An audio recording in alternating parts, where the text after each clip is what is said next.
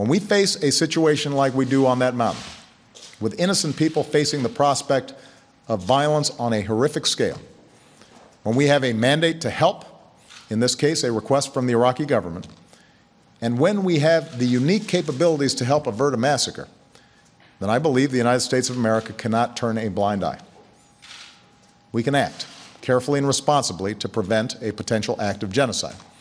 That's what we're doing on that mountain.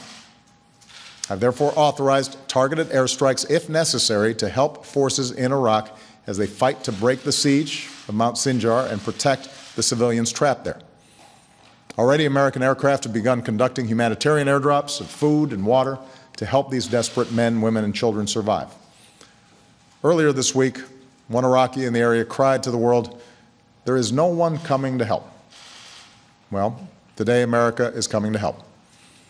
We're also consulting with other countries and the United Nations who have called for action to address this humanitarian crisis.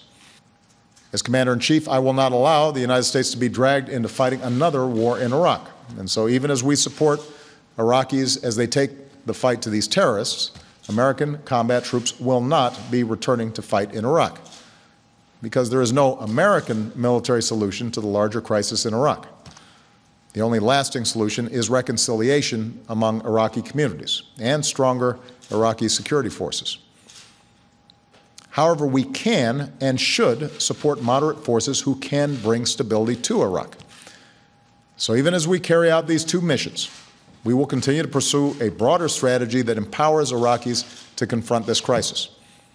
Iraqi leaders need to come together and forge a new government that represents the legitimate interests of all Iraqis, and that can fight back against the threats like ISIL.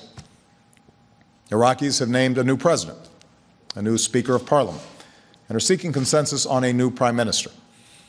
This is the progress that needs to continue in order to reverse the momentum of the terrorists who prey on Iraq's divisions.